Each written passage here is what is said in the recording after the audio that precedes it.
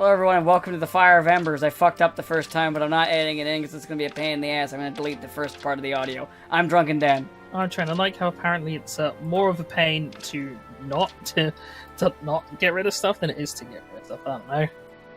I don't know. Well, it's because of the syncing thing, because it makes it harder for me to sync. I mean, if I don't put it on the right sync point. But Dan, here's the thing: even when you delete things, it doesn't mean they're gone forever. No one's ever really gone. I didn't think we were going to talk about Star Wars today. Oh, wait, no, I just wanted to put that in because it's such a dumb line, but... It is a dumb line. I was really giving you the lead off at you so you could talk about Captain Marvel. So, again, I'm going to start off with, I have not seen Captain Marvel yet. I will, like, when it comes out on DVD. However, there's not a red box near me, so I'm debating my methods right at the moment. Because I'm pretty lukewarm on it, as to be honest with you. Mm-hmm. But, so everyone here probably has seen that clip that's been going around. The one where where was it, the creepy biker dude, like, makes a pass at her. She basically almost rips off his arm, steals his jacket and bike, and fucks off. Yeah. Now, I don't really care about this scene. It's more of, I've been enjoying the stupid back and forth about people arguing for and against this scene. The thing I like the most are some of the dumb, like, comparisons. So there's one I saw specifically today that I wanted to bring up. So a lot of people have been, we were mentioning, like, before we started recording how people are like, oh, well, X-Hero did this thing, and I think it's worse, blah, blah, blah.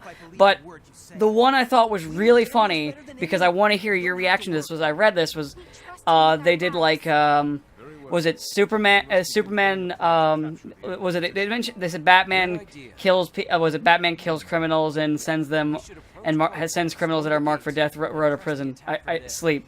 Superman destroys city in a fist fight. I sleep. Captain Marvel robs biker. Real shit. Like someone, like, basically saying that people were, like, bitching about the Captain Marvel one. But, okay, first off, I'll give them Batman. Yeah, but... I'll give them that one. Yeah, but people now, but only in... they didn't bitch about Batman. Yeah, they didn't bitch about the... No, hold on. I'm not done. Let me finish. I'm talking about Batman first, then we're gonna get to the other one. Batman, to be fair, doesn't get... people don't bitch about him doing that shit in the movies. However, Superman, that was literally one of the biggest complaints about Man of Steel. Mm-hmm. Whenever Man of Steel is brought up, people will complain about two things very specifically. It'll be the first two things out of their mouth. It'll either be the fact that he got in these big fist fights that caused tons of property damage in big cities, or they'll talk about... Okay, I need to get rid of one of these units. Or what they'll talk about is the fact that he broke Zod's neck. Mm-hmm. Now, we could argue the semantics of... Now, like, we can argue, like, what's the word I'm looking for? Specifics. Like, we can argue, like, specifics about it. Like, for example, like, with the fist fights, we could be like, well, I mean, he got thrown into a fight. It wasn't like he did it on purpose. We could... Or I meant intentions, what I meant. With Zod, you could be like, well, he didn't really have a choice in that movie. Mind you, Man of Steel is not a good film. I'm not trying to say it's a good film. That's not the point of this conversation. Good luck out there. But it's a weak-ass argument, is what I'm trying to say. Yeah. I mean, well, as I said, the problem is that it works on the basis that people didn't complain about that. They did. Yeah, they complained severely about that. And also fundamentally different, because it's like you can have characters do, like, questionable things, or things you go, wait a second. But, like, it's all about sort of the build-up to it, right? It'd be one thing if she, like, did that to a guy who, like, actually assaulted her, or was any kind of physical, like, did something beyond... Like, it's not even, like, yeah, he's a bit of a sleaze, but it's like, basically, all he says is, hey, baby, you should smile more, or something. Yeah, like, the guy's, like, is a creeper, but he didn't do anything to warrant the extreme. Now, the one thing I've heard some people say at that point in the movie is when she's part of the Kree, like not like a quote unquote hero yet. Yeah, but it's So- still like. We haven't seen how the character, neither of us seen the movie, so we haven't seen how the character develops, which is why my opinion on it is very middle ground, because I don't know the context. This could be before, because people were using the Arnold Schwarzenegger thing from Terminator 2 when he steals the biker's clothes. Yeah, but Now, there is no, one. No, what I was gonna say is that was before because over the course of the movie he gains humanity. So that was before he gained like a conscience too. I would say he still doesn't really have a conscience. The difference is the only sort of difference in T2 is that he runs into runs into the guy who he has to take orders from, who is like, "Hey, don't do that. It's wrong." Right. Like, it's less that he's ever actually gives two shits because he's a robot. He doesn't care. It's like That's true. he needs a motorcycle. This guy has a motorcycle. What's the problem? Yeah, no, that's true. Like it's the difference that say Carol Danvers is someone who should have some level of critical thinking or morality or ability to gauge things, versus Terminator, who literally is just a robot. He does not care. He has no emotions. Like morality is a foolish flesh bag concept to him. Like he has. Well, at the time with Carol, she is still in the Kree alien mindset, so she's technically still alien. Apparently. But again, this is what people are saying. We haven't seen the movie, so any of you can just jump in. Let me actually get into playing the game. Any of you can actually jump in in the comments and say no, because blah blah blah, and we wouldn't be able to argue with you because you've seen the movie, or you could defend this idea, this thing that people said. It is. I mean, it's still just kind of a silly scene, but I guess the thing is, it's what's there really to talk about? Because it wasn't actually in the movie though. I know there is an equivalent scene where she just steals the bike, and it's still kind of a bit kind of unnecessarily sleazy, I guess. But it's still not the scene in question that everyone's upset about isn't actually in the movie. It's deleted. Yeah. It's there's plenty of other movies that have other deleted scenes that put whole new spins on things. Yeah, what was it? One of the things I complained about in the original Star Wars trilogy was that they didn't give Luke enough character scenes, and they have more some more character establishing scenes that were cut from the original movie. Where he's talking to his friend that he then meets later in the hangar. Yes. Good old Biggs and Wedge. Yeah. Which literally just kind of happens in Yeah, they just sort of, oh hey, it's Biggs and Wedge, and you're like, who? Yeah. Don't worry, you'll find out about them through the millions of expanded universe crap that are now not canon. Yeah, well, we didn't know that going into it. It's true. But yeah. So loot boxes, right? Yeah. They're. What was it? So what was it? The Belgian bill? You go into it. It's I'm also a senatorial bill, isn't it? It's in. This is the American one. Yeah, you're right. But it's still one senator's trying to push the bill through. Yeah, which honestly, when it comes to legislation in the States, it usually goes in favor of corporations. So I wouldn't exactly bet on it getting passed. Yeah, it's basically one guy and even then, the bill itself is a little bit vague in terms of the thing that's in it. I think he's just doing it for political brownie points. I don't think he expects to get it passed. It's a way to get parents to go, oh, this guy's looking out for us, because it's ostensibly what they reference a whole lot, and that it's bane of parents, and because parents have to look at all these loot boxes on Fortnite stuff going to. Which is... And, kids will... And for some reason, some parents will make it so, kids can get into their fucking credit card and buy shit. Which, what? Passwords are there for a reason. I don't have, passwords on my shit for that when I'm buying something, because it's just my thing. Yeah, I don't have kids. If I had children, which I don't want to have kids, if I'm going to be honest with you, I would definitely want to turn that on. Hell, if I was taking my Switch out of my house, if I was traveling with it, I would definitely start putting passwords onto credit card stuff. Yeah. But since it's in my house, I don't care. I mean, that's just like general dealing with like fraud and such. But it's Yeah. still the case. Like I I have on my phone. I have password shit set up. like I feel like the problem with the bill is that it's incredibly vaguely defined. Does kill a lot of things that have nothing, that don't really have much to do with the whole controversy. Yeah, well, that's another thing too. A lot of times, if it does, they try to make the wording vague so corporations can also make loopholes. Yeah. This isn't me trying to be a conspiracy theorist to this to the audience, not you. You know me well enough. This is literally just what always happens. Mission complete. This isn't me like trying to sound off like some crazy conspirator. This is just what literally happens every time. So yeah. So it's the case of it's like a nice idea, but it has to get through the Senate, and well, I don't think the Senate.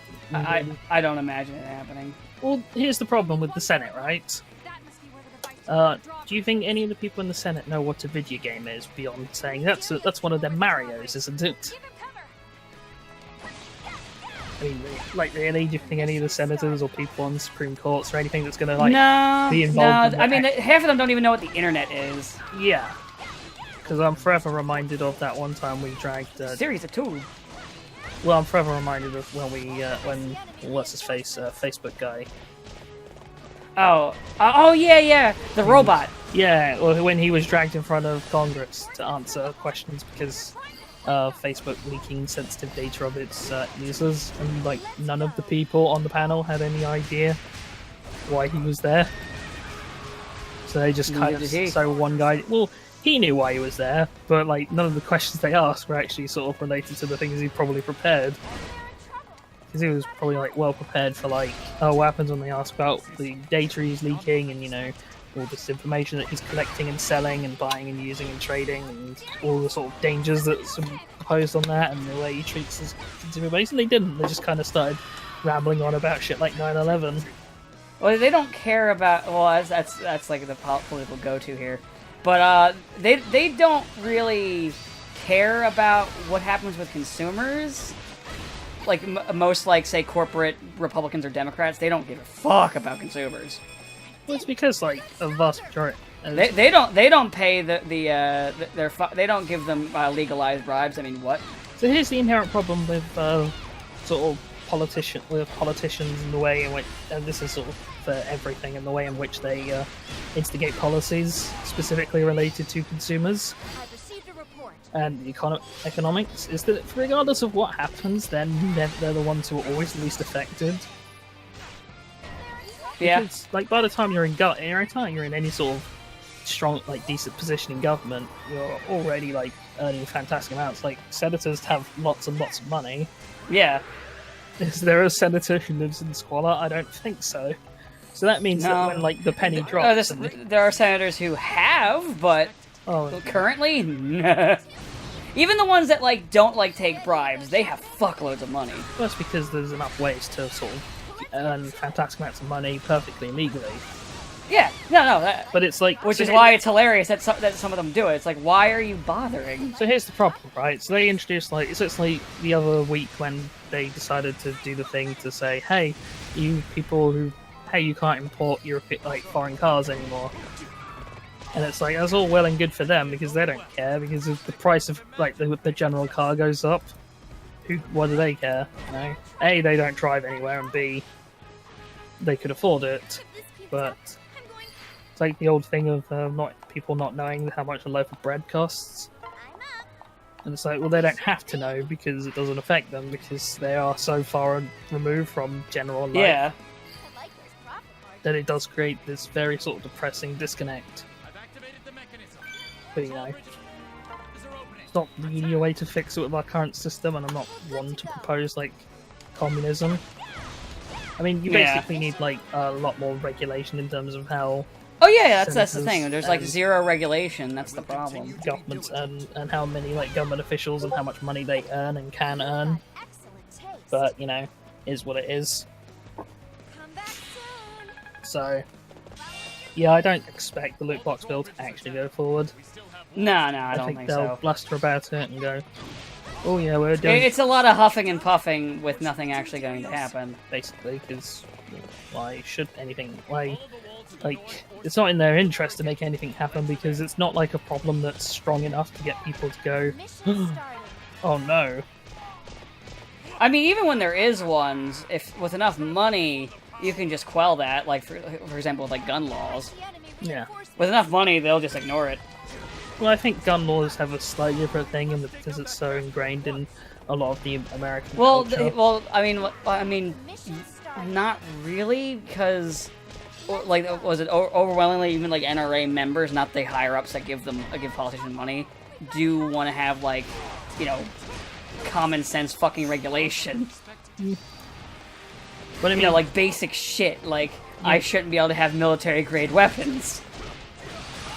yeah, the problem is more. And the, even like depending on your state, well, it changes your law. Like I think I've mentioned this before in recording. Like, so I live in Jersey. Jersey's laws are pretty strict when it comes to gun regulation. Pennsylvania, which is just across the pond, is very lenient. So if I really wanted to buy a gun, I just need to go across the pond, and I can get a gun for real cheap, real easy. same with hookers. I mean, yeah. Just got to go across the pond and get one real cheap, real easy. But like, yeah, I don't know. So, I guess to go back to the Captain Marvel thing, it is just kind of like funny how it's kind of it's kind of bizarre how and this is sort of the inherent problem we have when we like turn movies into we try and make movies into these sorts of political statements. Yeah. Or I mean, like, rather, art when will- you use them as these rallying points to sort of make Ready to go? arguments Yeah. that are against for systems that are sort of, you'd argue, almost inherently flawed. Because like, I'm preface this with the old classic. Oh, I'm not a sexist. I like women, but it's like it. But Brie Larson herself has also caused a large amount of this problem because she is, regardless of opinions on her, incredibly polarizing, right? Yeah. And like, Both her political statements and even like her acting ability. Because I mean, I've said before, like I haven't seen Captain Marvel itself, but in movies in the past, she's either been pretty wooden or pretty forgettable. I actually forgot she was in Scott Pilgrim until the other day. Someone was talking to me about it, and I was like, "Wait, which one was she?" It's like, "Oh yeah, she was the evil ex girl." I was like, "Oh really?" I legitimately don't remember anything about that character other than that she was a girl. oh, it was her. Huh. I did also. Yeah. I mean, I only ever saw. The At least movie that's once. what I was talking to a coworker about it, and that's what they said. So I don't. So like to be fair, that was also just talking while working. So take that with a grain of salt, even. What I meant is that, like, so, as I said, she is very kind of. Trying to think of the most even-handed way to say it. She's incredibly controversial for one reason or another, and Yeah. I think she obviously hasn't done herself a lot of favors, and I think that people the thing with Captain Marvel is that people have started using it as this to try and sort of to use it as this hill to die on that doesn't need to be fought on.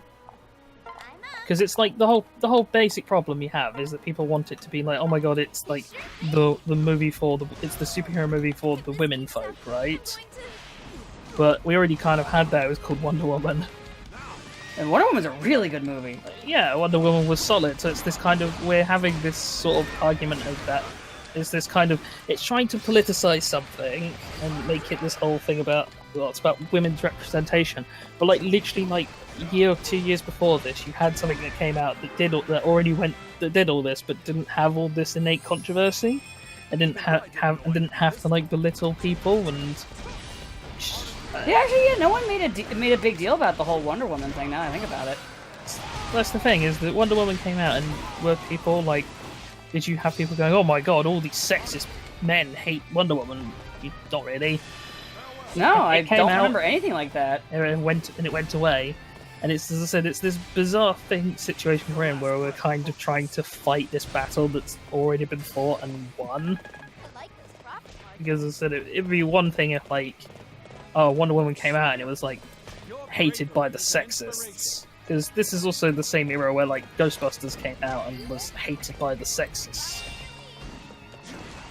I mean, I haven't seen the movie, so I'm not going to say if it was good or not. I've talked about it before. The movie is painfully average because so what's annoying is it'll have like a joke that's like legitimately actually funny, and then it'll add to the joke, like it'll add more to the, like it'll keep going even though they already have a good punchline, and then they just fuck up the joke, like they just fuck up the landing, and it just doesn't quite work. The old improv. And in terms of the characters in the movie, honestly, like I remember having a conversation where they could have cut it down to the blonde girl and the I don't remember their names, so I'm sorry, but I'm just going to describe them. And the black woman who was like the subway worker, because we've thought about it, it's like you could literally just rewrite the film where it's a buddy cop with ghosts with these two, with her being the normal person, and the fucking blonde being the crazy scientist one. And you could just make it a buddy cop film. Or slightly more controversial idea. What if you had a movie, right, about these 3 schlubby scientists?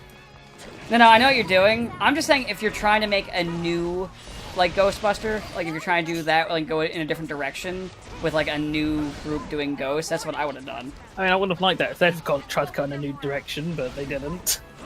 It was like, it's that annoying sort of let's soft remake something. Yeah, you know, where it's like I know what you're talking about. I agree with you.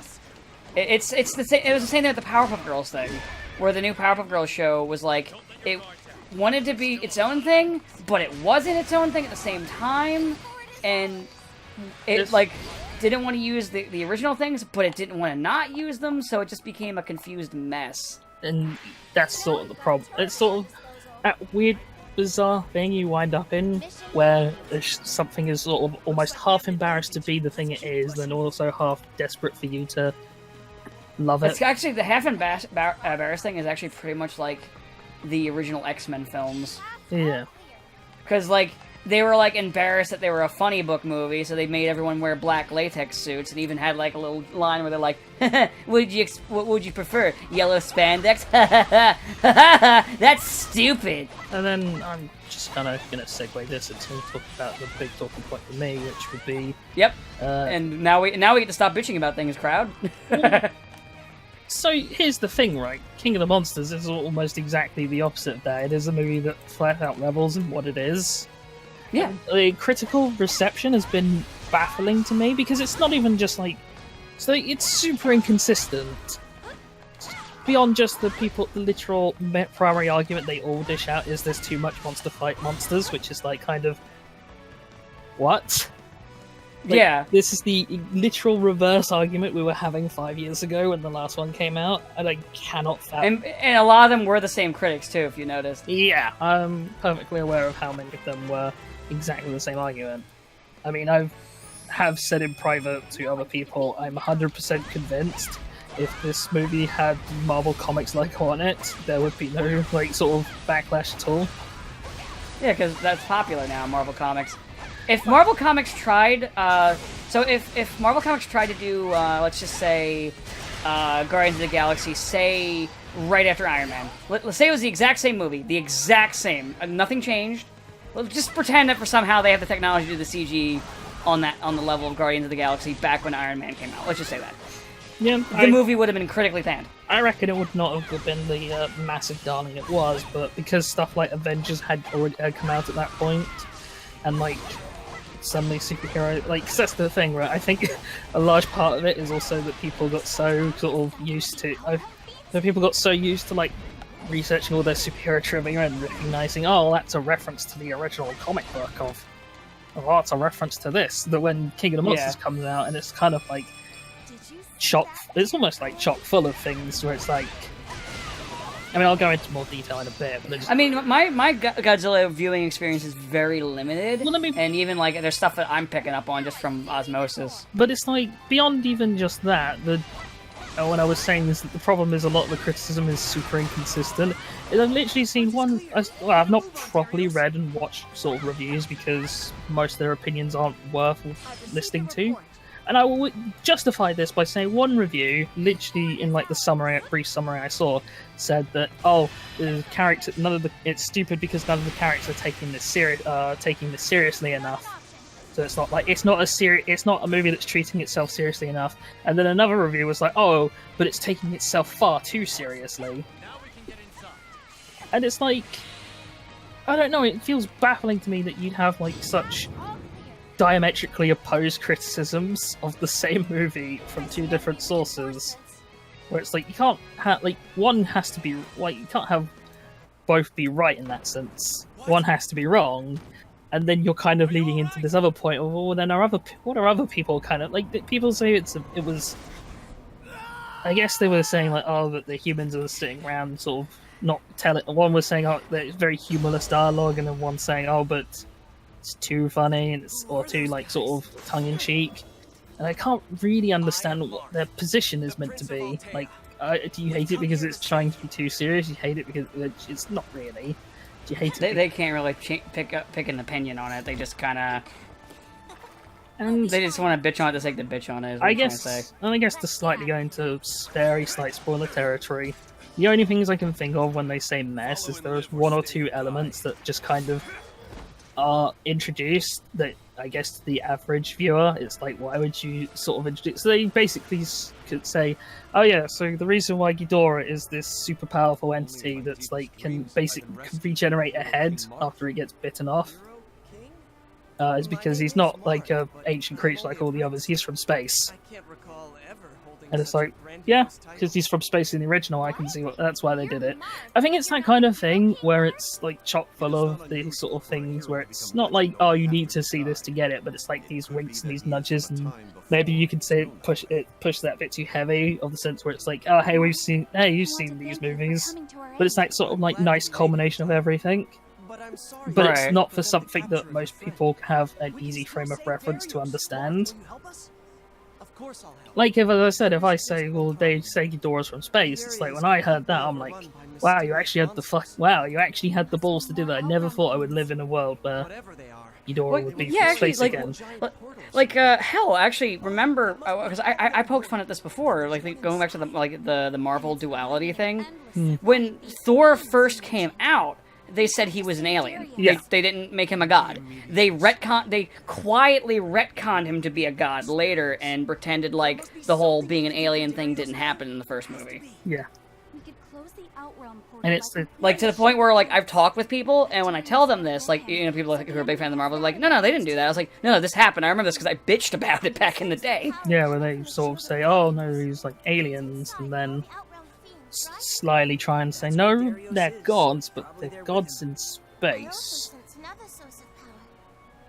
Yeah, because they wanted to walk it back, because they were trying to not be a funny book movie still.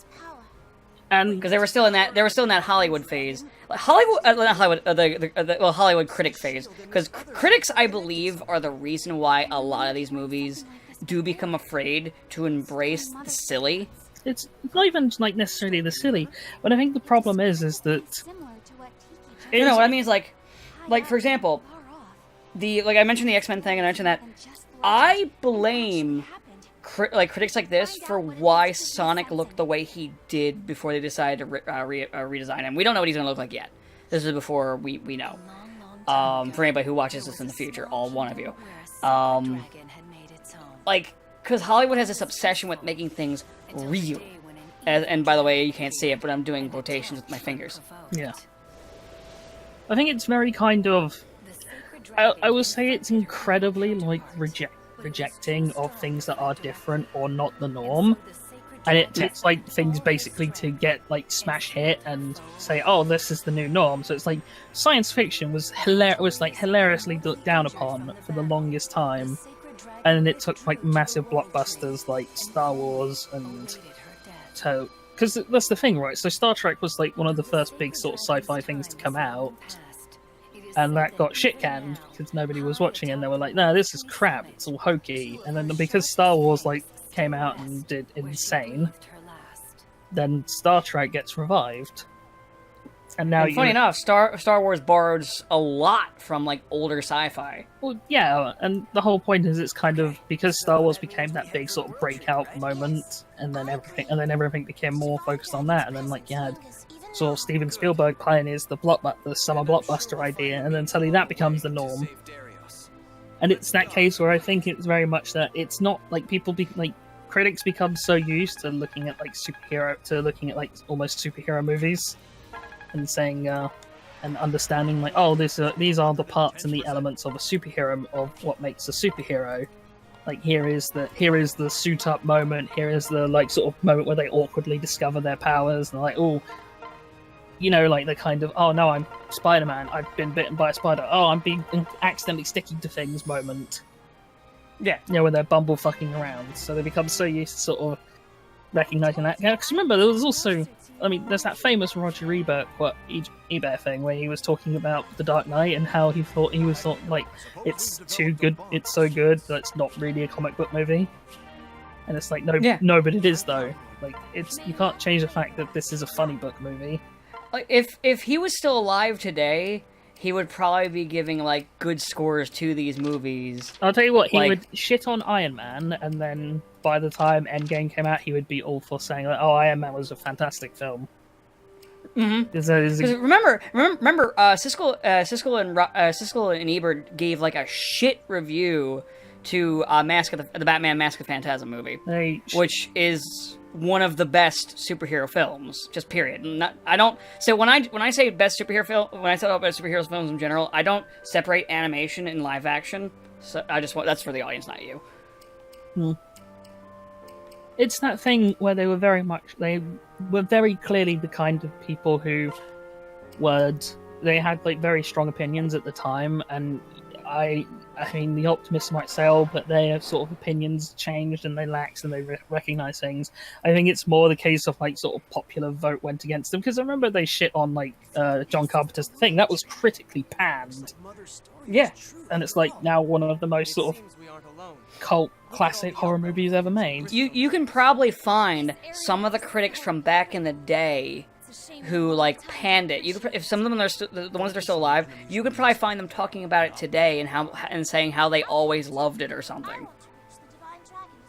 Or there'll be very much that at the very least, there'll be very much that disconnect where the things that they said now are, or they clearly didn't trying to say it without sounding, where very clearly their opinions have been shifted because public opinion has shifted. And like I said, I think a lot of it is the King of the Monsters stuff, is that it is that kind of, I'm trying to think of a good sort of example to give that other people Speed Racer. No, I'm trying to think of an example to give of a film which is sort of to the of everything in this is basically like a send-up in terms of just sort of how much it is a love letter to exactly these kinds of movies. Speed Racer is basically a love letter to Speed Racer, and critics fucking hated it. I mean, I've never seen Speed Racer, so okay, I can't. But it had a similar thing where it was. Oh Jesus Christ! I need to find something that can actually take these guys on. It had a very similar thing where they had like all these fucking, so like the movies were like really popular amongst like the movie was was really popular amongst like people that liked Speed Racer, but like it got a Razzie Award. But I mean, like, as I said, I'm trying to think of like a really good example of like. Because all the examples I can think of, it's stuff like PS4. I guess actually it's almost like an Arkham Batman Arkham series version of kaiju movies, in the sense where it's kind of all of these things where it's like, hey, I never thought for one reason or another would ever sort of get referenced or show up again. Like Oxygen Destroyer gets to make an appearance. Ghidorah's from Space Alien again. Like it's those things where it's like kind of. Any other movie, for anything else, it would have been. You'd expect him to take the far easier option of just sort of continue with, he's a monster just like the rest of them. And I think people who say the plot's messy, it's like kind of no, because it's the character, like, so just to sort of briefly explain, so the whole premise is that there is this device called the Orca, where it's like creates what's called bioacoustics, where the idea is that like it creates sort of sound frequencies based off of what they describe like an alpha predator Godzilla, and that influences other kaiju because, you know, they don't want to it influences their behavior because they think a predator's near, and it makes them more docile, etc., etc. And it's like, yeah, that makes sense because it also ties into stuff they were doing in 2014 where they had like the monsters call each other across like 5,000-mile gaps. And then there's just the kind of the way all the characters like have their plot elements sort of line up.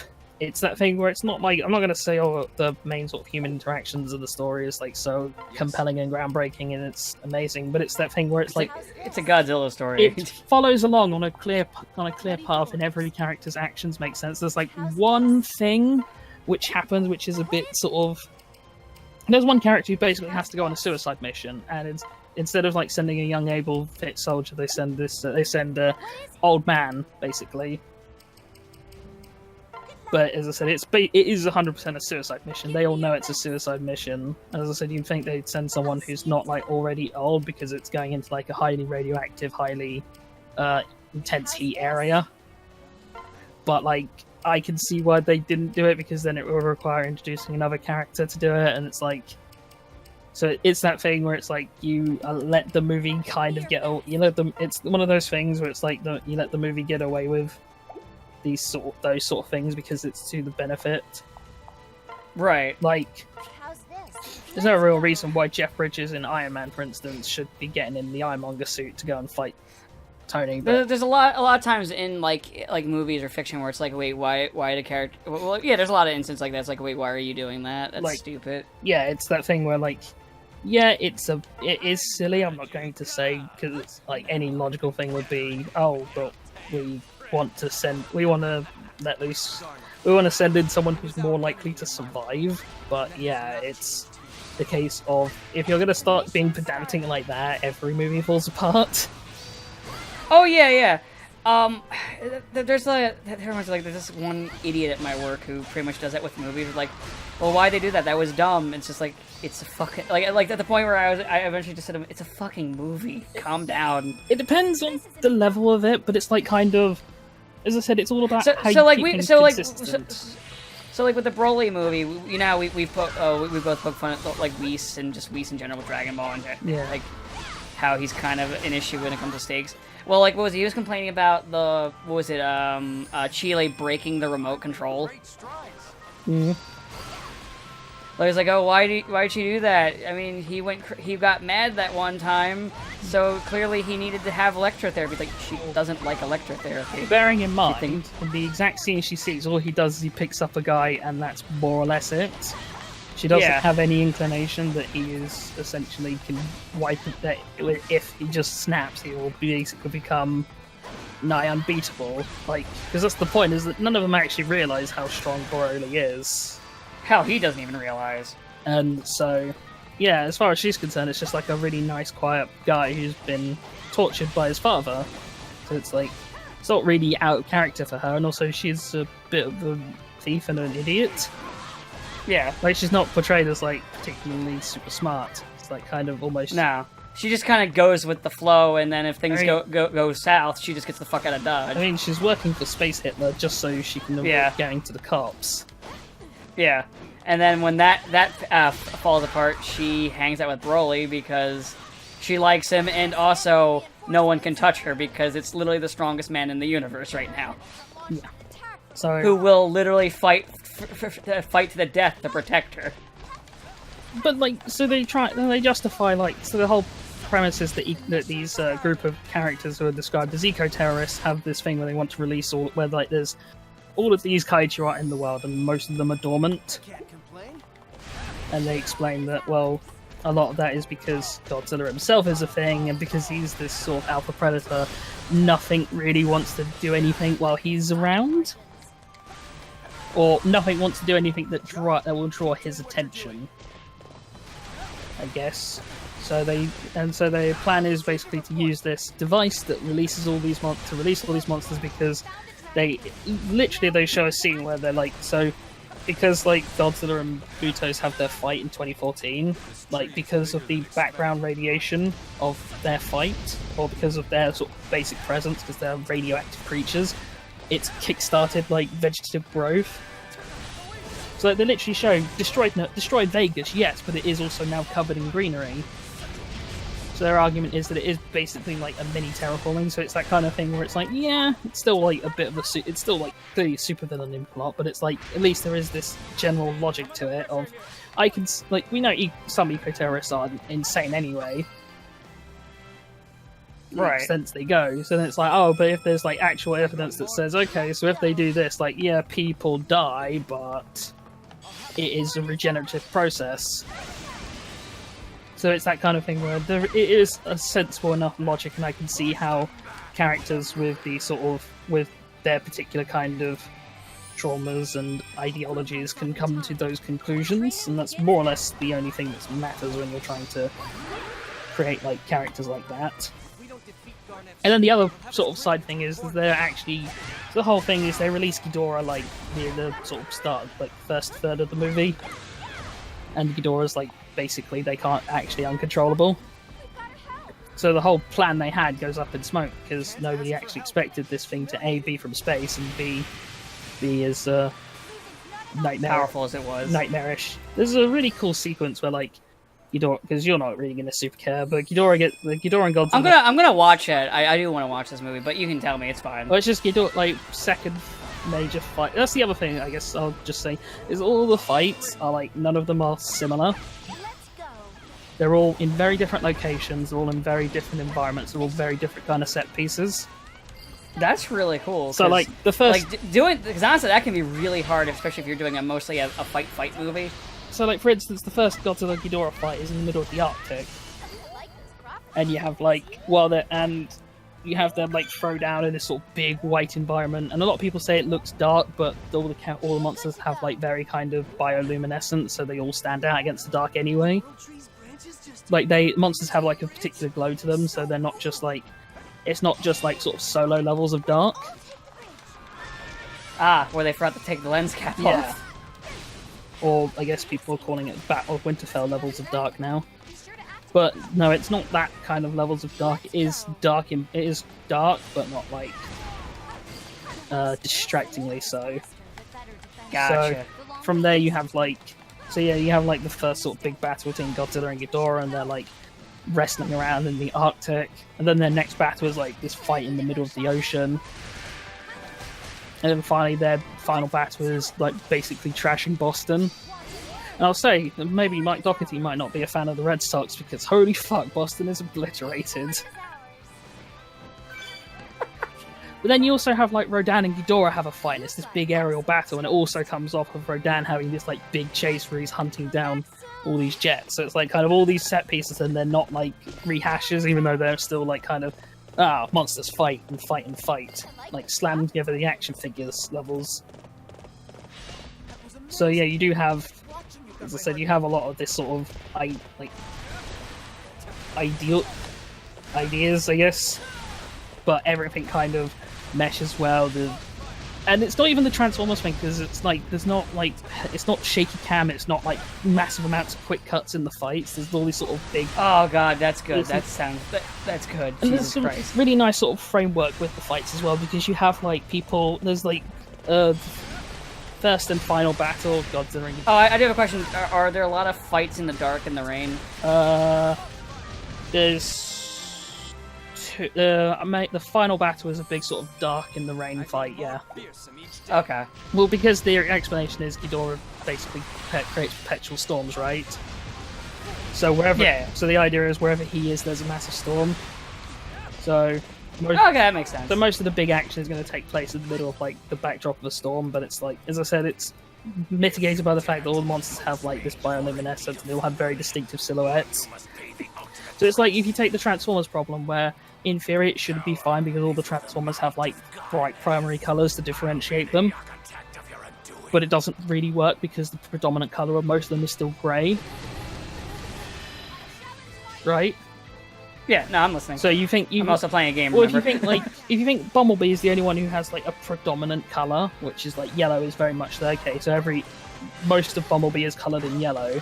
Like everyone else has like Optimus has red on him, but there is a lot of silver and gray. Yeah, honestly, that was one of the things that's one of the many things I didn't like about the Transformers movies. That literally the Transformers all look so much alike, both because they just look like a mess of gears, the colors, or well, not colors, because there really aren't any colors in the fucking movie. So that's sort of there's no problem with that in King of the Monsters because everything has this very distinctive sort of shapes and silhouettes.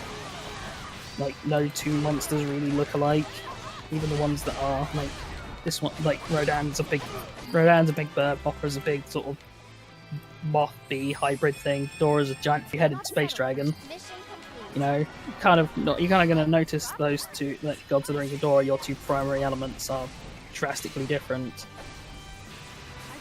But it's like there's a whole bunch of like little things that get paid lots of lip service, and it's this kind of, I don't know, as I said, it's almost like it is basically like that movie that that movie that's made for you, or for me specifically.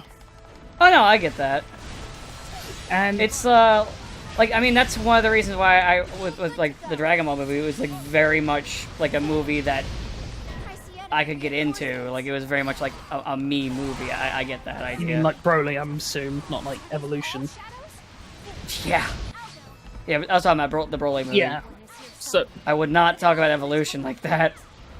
And I did actually see one review that really hacked me off because it basically started with the line. Well, as I said, I didn't read the review. I read the brief, like little summaries they have on all the various sites. Yeah. And one of them just started off with, "Is it a good movie? Well, it's a Godzilla movie, so no." And it's like, already you've lost me because you're fundamentally incorrect. You're doing the Ebert thing of saying it's a comic book movie, therefore it's bad. And it's like this is the inherent problem. This is the I don't like anime, but I like Cowboy Bebop thing, right? Yes? Yeah. It's you are essentially trying to pull broad strokes and judge something, and it's like you'd be so pissed if I turned around and said, "Oh hey, is Iron Man 3 a good movie?" Well, it's a comic book movie, so no. And for a great period of time, a lot of people would have just turned around and said that. Oh yeah. That was a common thing. I could literally argue that, like, Godzilla, it's one of the, like, the 54 is one of the most important and powerful films ever made. Because, and I actually did discuss this earlier today, but, like, if you consider the period it comes in, where it's contemporaries, like the sort of Hollywood, like, 50s sci-fi movies, they have very sort of very specific attitudes in terms of how, like, science and specifically like nuclear power is portrayed. It's very sort of like they do the thing where it's like, oh, like science creates this, but it's okay because the atom also saves the day because you drop the bomb and it's fine. Whereas 1954 is like perhaps the first sort of. I'm not going to say it's the first movie to do that because there probably is something, but it's the first sort of major mainstream movie that got huge recognition, that came with very sort of interesting arguments. Because the film's not anti-science. The whole point is it's not about necessarily that science is bad. Science is wonderful. Science has given us a lot, but it's postulates that there needs to be some level of kind of self-awareness. Basically, caution. Use caution with what you're doing, that kind of thing. Yeah, it's like kind of. You remember Jurassic Park? There's that line Jeff Goldblum says where it's like you spend so much time. You spend so much time wondering if you could do something, you don't stop to think that you should. And it's that level of the argument it hypothesizes that science has a duty to have almost self-regulation in that sense. Have some wisdom, basically. Yeah, essentially, because the argument is, well, yeah, once you create this super weapon, this thing that will kill Godzilla, but then all you do is sort of pave the way for it to happen again. Because it's the whole thing. It's the metaphor for the atomic bomb. You create the atom, or you split the atom, create the bomb, you beat the enemy, and then all you've done now is you've created another. Is then literally afterwards you just created a new enemy by doing it. Because then Russia has the bomb.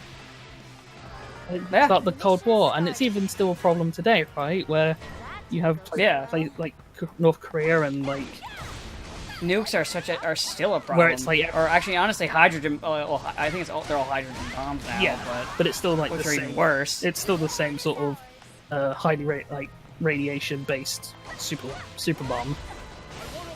Yeah, And that's the thing, and that's why it's sort of still disturbingly relevant, because it's like you're in this situation where upon creating a weapon that defeats your enemy, you've given rise to a even potentially more powerful enemy that's you can't really beat and that you can't actually beat. So, like, yeah, you dropped bomb, you won World War II, great. Now what about Russia and their nukes and the threat that, well, if you nuke them, they'll nuke you? That's why it's important and it's powerful, and it has all. It's like it's telling. It's also like, yeah, it's easy to say that it's also important because it's like basically it's one of the ways you can see like how the Japanese public sort of felt after the bomb, because that's the importance of film and books and media, right? It's like a history book will tell you the facts, but like the only way you'll hear like the thoughts and opinions and like almost the souls of people of the time is through like the books and everything that they record. yeah. So it's that kind of, it's incredibly important, and I think to come with the attitude of well, of course it's not going to be good because the subject matter is incredibly silly, and kind of just shows that you shouldn't be critical of you shouldn't be like a critic because you don't have the means of being actually critical on something. You have a means of having a generalized opinion, but that's not it. Well, to be actual critical is to sort of take everything at its own, to take everything at value, right? Right. Because you're not doing anything by saying like. Here's the thing with like David Cage, right? We might joke, but I'll never actually judge a David Cage game as being bad until I've seen the results directly. Because everything deserves the benefit of the doubt. Oh, you mean until you've played it, or Yeah, or as I said, until I've seen enough things that make me go, well, this is dumb or this is bad. I have. But I mean, that's Which is why I always like make cracks and say that this is stupid. Yeah. This is bad. But I mean, that's the point. Is you're only judging it after you've seen all the things that you can say. This is silly. This is bad. And it's not just the case of, well, X was bad, therefore Y is bad. Is obviously a stupid thing. It's like it's like saying because Batman and Robin was bad, therefore Spider-Man must be bad. Yeah. And it's actually interesting because they do have a lot of bizarre similarities. Not in terms of like story and thing, but in terms of I mean, like with David Cage too. What was it? I will say like the fucking android one, which I'm too human. Took my brain a second to remember its name. Is the least bad one because it's more mediocre than the others, which also means it's because it doesn't have as much weird shit. It's the least interesting one too. So, yeah, it's very much King of the Monsters feels like it's going to be that exact thing where critics hate it and fans love it because everyone I've heard who's seen it really enjoyed it. Everyone who and minus Sans the critics, so as I said, I feel like almost have this sort of. I don't want to say that they have innately this bias, but it does almost feel that way in terms of that apparently like the things they'll accept in like a Marvel or they'll accept in the comic book movie these days are vastly weirder than the things they will not accept in the Godzilla movie, because it's like, yeah, animals communicate through bioacoustics. That happens a lot. Whales and dolphins do it across great distances. Yeah. Lots of creatures like communicate through sound, and it's like this kind of, as long as you can get Piranhas make squeak sounds that come out of their butts, so they're basically farts. It's like They're very scared creatures. you can get away with more or less any concept as long as you explain it well enough. In terms of like film or games, like you think of how many batshit insane things that if you like try and thought about, you'd be like, what? But then when you actually watch it and then kind of just sort of New types in Gundam. yeah. Like, you try and think of, like, that's so stupid, like, it makes no sense, but then, like, when you're engrossed in watching it, and they just kind of go, okay, so it's, like, the next stage of human evolution, then you're on board with it more. Hell, the whole mutants and X-Men is really stupid. Like, if you try to explain, like, oh yeah, they get this, some people can have a mutant gene, and they get, like, a power, and it's the possible next step in the human evolution. Then why is everybody different? Yeah. But it's the case where it's like they say their piece, they say this is the story, this is what it's about, because at the end of the day, that's just a framework to justify all the weird shit, right? Yeah. Like, the X gene and all of that crap only exists so that they can have, like, the X-Men do all the crazy... They can explain why this guy can shoot lasers out of his eyes, and why this guy has, like, a super healing factor, and why... and blah, blah, and why this guy can turn into a giant metal man, and... Well, It exists solely for that reason. To have those, like... Yeah. And it's like... And it's the thing, is the old adage of it's magic, we don't need to explain it. Well, actually you do, because when you explain magic, it works so much better. Like, the thing I always give is that it's like Gandalf in Lord of the Rings, right? Where basically everything Gandalf does is foreshadowed in some manner. So, like, the big one is he, like, rides off to see the Riders of He rides off to go and find the Riders of Rohan in the second movie. And he literally says, okay, I'm going to come on, like, the 5th day, and I'm going to come at the east, and I'm going to come with the rising of the sun, I'm going to come from the east. Like, is this okay? and that's entirely set up for when he does exactly that at the end of the movie or book. Yeah, because he does the exact thing that he just said he was going to do. Yeah, so nothing he does is beyond that realm. Like, he doesn't just sort of... He doesn't, like... break any of his own those sort of internal rules in terms of like how magic works, really, or nothing he does is so sort of game breaking and unforeshadowed in that sense. Right. And that is a form of magic because he knows exactly when he's going to show up. Like, he is perfectly aware of how much time is going to be, and you can argue because he specifies that he's going to come at the east, or he's going to come on like 5th day. Coming up from the east, he knows that there's going to be this big battle, and I'm going to show up, and we're going to show up, and we're going to have the rising sun behind us, and that will catch all the Urukai up surprised because they'll be looking up directly at us, and then they'll get blinded by the sun. So it's that level of there's magic in there because he clearly has future sight, and that's also in like the other sort of various Lord of the Rings stuff, which says that Gandalf knows. Not necessarily he knows the exact future, but he knows possibilities of how things are likely to go. But yeah, you can get away with any sort of ridiculous concept as long as your general explanation is solid enough. But, yeah. It's only when like your kind of it's only when like the logic is incredibly faulty or just kind of comes out of left field. So I guess like a comparison would be like why Pacific Rim 2 fails for me is that aside from the fact that A lot of reasons. it treats like the characters with a disservice. Like the 3 returning actors get put into really aside from the fact that 2 of them are there basically just for comic relief. One of them's put in the fridge. One of them's just dropped in the fridge. And then also, like, the primary focus of the rest of the movie is on... My favorite thing about the was it when they were doing interviews and she was in one of them, she looked like really, like, she just looked kind of, like, less energetic than before we knew that they were just going to drop a fridge on her. Yeah. And I just think it's kind of funny in retrospect, you just see how, like, unenthusiastic she seems like, I'm in this movie, yeah, it's I'm there, it's good. So you have her, like... But then you have that, and then you have also the Jaegers are all very kind of, they look too similar. Like, they do the Transformers thing, where they paint they say, this one's red, this one's yellow, this one's green, and that's meant to make you differentiate them, but their, like, silhouettes are so strikingly similar.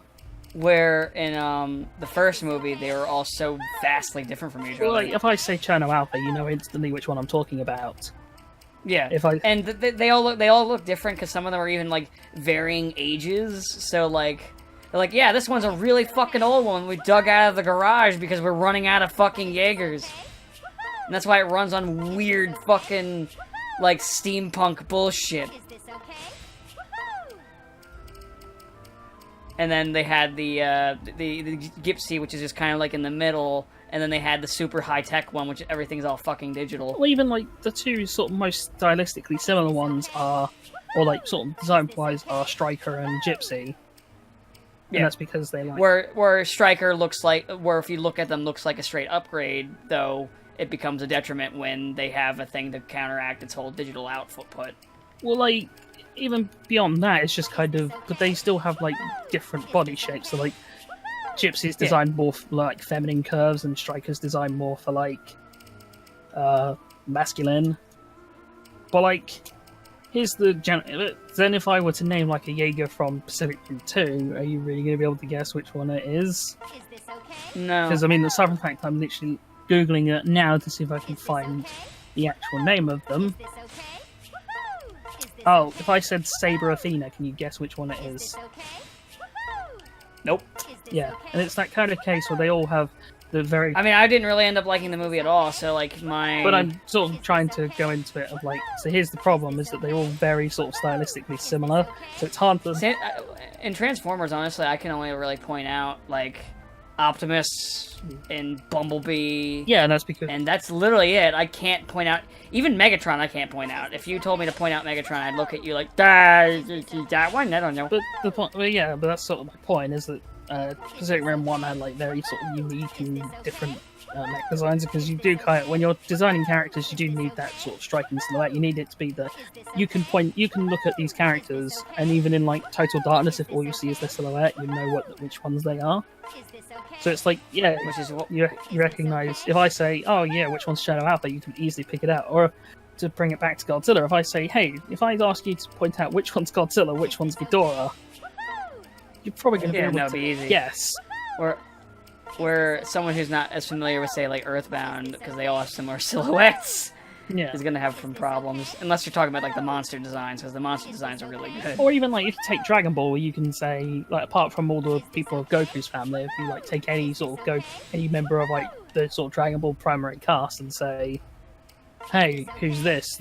And they have like an rough understanding of Dragon Ball, they can probably pick them out. And like I said, the only sort of issues are possibly like Bardock and Goku.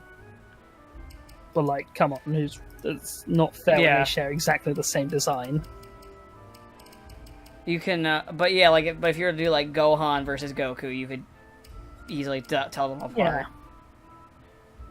So it's just Actually, yeah, Toriyama's designs overall, you usually can tell them from each other real easily. it's just that it's just his problem is he has a tendency to reuse a lot of design elements in the various series. Usually hairstyles. Which usually in like when he works in other things because he doesn't do like repeated hairstyles in the same series usually.